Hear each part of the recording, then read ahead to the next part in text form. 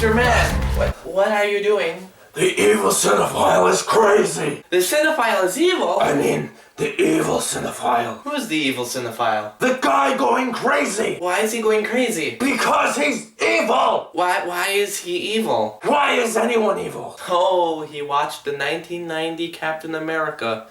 Well, that's understandable. That movie is really... Anyway, where are you headed?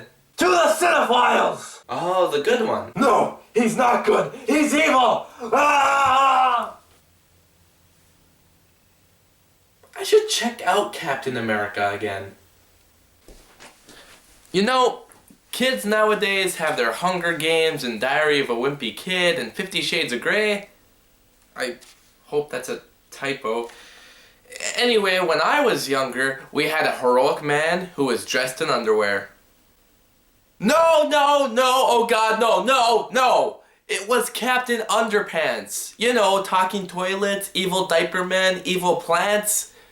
Why is 50 Shades of Grey sounding more sane than these books? But in all seriousness, these books are incredibly funny, inventive, enjoyable, and able to hold a child's attention. Captain Underpants, written by Dave Pilkey. That's right, D-A-V Dave, not D-A-V-E. Why is it spelled that way? Well, according to him, he worked at Pizza Hut or some pizza place, and his name tag was spelled wrong, saying Dav, and he just went with it. That's what I call being classy. These books are about George Beard and Harold Hutchinson, best friends who have a comic book called Captain Underpants. But Mr. Krupp, their principal, hates the comics and constantly gets the boys in trouble. So the boys get something called a 3D hypno ring to, well, as the ring states in the name, hypnotize the principal.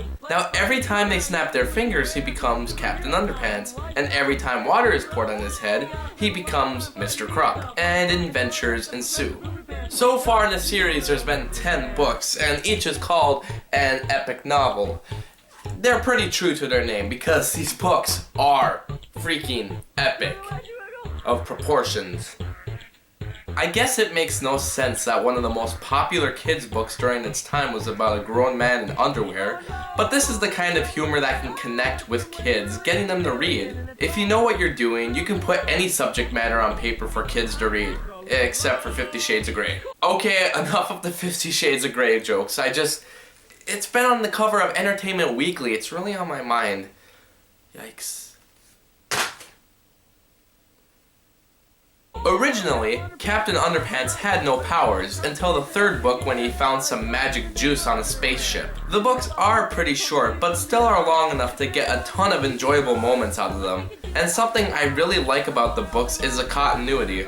Much like How I Met Your Mother or Lost, Captain Underpants had a number of references to past events or foreshadowing future events. For instance, in the fourth book, Professor Poopy Pants, believe me, the humor gets a lot better than that. Forces everyone in the world to change their names. When he is defeated, everyone should assumingly get rid of their forced names, but when the fifth book came, there is a section of the book where the reporters keep calling each other by their old names. It's references like that that give old-time readers an even bigger kick. And a lot of the books have inventive moments. In all the books, the comics George and Harold write are very sloppy, but in the eighth book, they go to an alternate reality, which has evil versions of themselves. And the comic books written by the alternatives are actually really neat and clean. That's actually something that can be hard to catch if you aren't paying super close attention.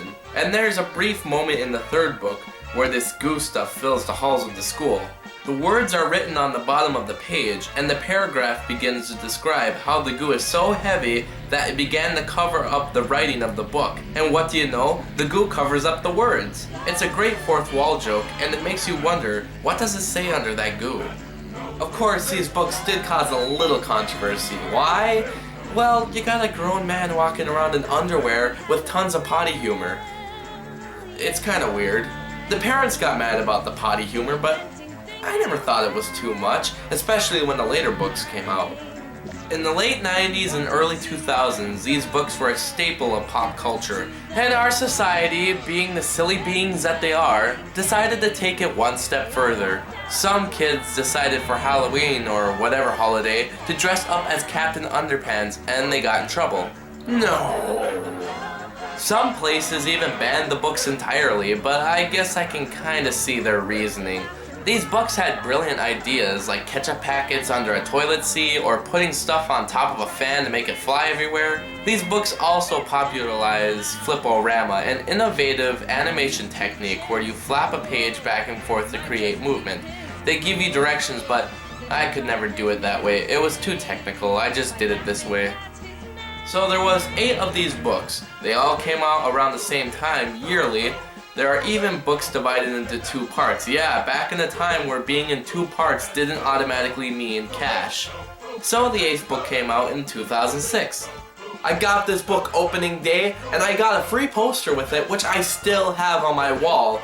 And this book was awesome! It mixed time travel and alternate universes, as well as taking continuity from earlier stories to create a wonderful book. I got to the end, and there it was, an ad that publicized 4 books. First, there was the terrifying return of Tippy Tinkletrousers, who was originally Professor Poopy Pants. And then they also publicized Frankenfart, a book that was featured within the Captain Underpants book. A drawing activity book, much like the 2 other activity books in the series, and Super Diaper Baby 2, which is a spin-off written by George and Harold and is pretty much a feature-length version of their sloppy comics. So I waited for the 9th book to come out. Man, could it possibly top the 8th one? So I waited. 2007? Nothing. 2008? Nothing. 2009? Nothing. 2010? Nothing. 2011? Nothing! What was taking them so long? I even looked on the internet at all those years and found nothing on the official Captain Underpants site or Scholastic.com. There was no information. I didn't find out until later that Dave Pilkey's father was ill and he was taking care of him, and he sadly passed away in 2008. In 2009, it was suddenly announced that he signed for a 4-book deal, meaning we could possibly get the 9th novel. And this book called The Adventures of Ook and Gluck, Kung Fu Caveman from the Future came out, which is basically set up the same way how Super Diaper Baby is. Dave Pilkey writes the book as George and Harold would. So 2011 came and Super Diaper Baby 2 came out. Oh, come on! I actually haven't gotten to reading either of these books, but I've heard good things, so I'll get to work on that. Then finally in 2012, the 9th book came out in this awesome hardcover edition. Was it any good? Totally! Because it wasn't written for just kids, but also the aging audience. The book really isn't about Tippy Tinkletrousers, but it's more about how Harold and George met and how they ended up in the 8th book. It's very interesting and almost touching at times. We've known these characters for years, and it was great to see them just as they always have been, as well as seeing where they came from. The book ends on an almost scary cliffhanger, but I won't dare ruin it for you. Pretty much, if you are like me and read the books up to the 8th one, definitely check out the 9th one, and 10th one. Yeah, I forgot to mention, the 10th one came out just a few months later, and according to some websites, this superhero is gonna have a new book every year for a while. Superhero! He's reviewing another superhero movie. It sounds like Captain Underpants. Well, if Underpants is what he wants, that is what he'll get! So what truly makes these books good? I get this real sense that Dave Pilkey understands kids and knows how to see the world, even though sometimes it's not rational. For instance, Harold and George see almost all teachers as evil and out to get them, and even though a lot of kids think that, it doesn't mean it's true.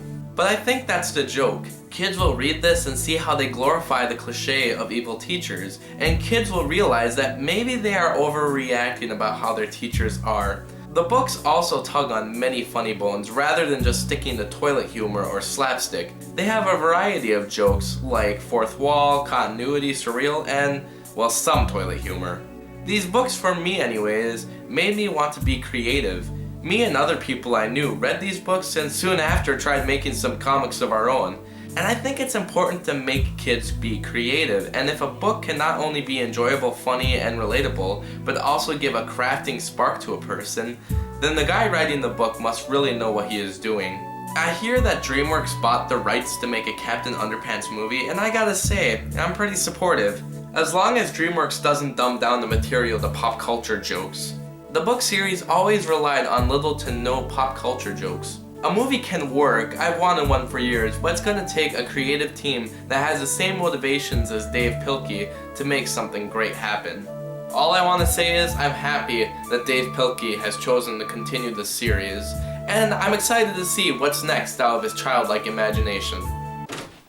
Here, Cinephile! Is this what you wanted? Tra-la-la! Tra-la-la! Tra-la-la!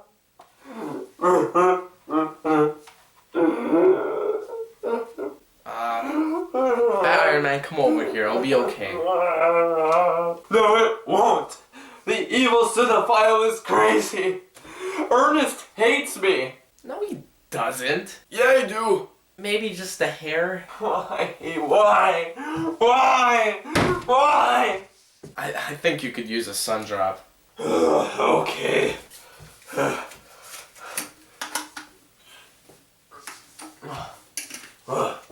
Hey, that's really good. You know, with a sun drop, I feel like... Yeah, I might have spiked his bottle with a little bit of pills or something. He's mental! Anyways, if you haven't read Captain Underpants, I say you get to work on it. And I'm gonna take care of him. Because I have a feeling that if I have a drug bum in here and a half-naked man, that's not gonna pass well with the cops. See you soon! Meet George and Harold, they pull pranks and stuff. They're cool. And they're mischievous.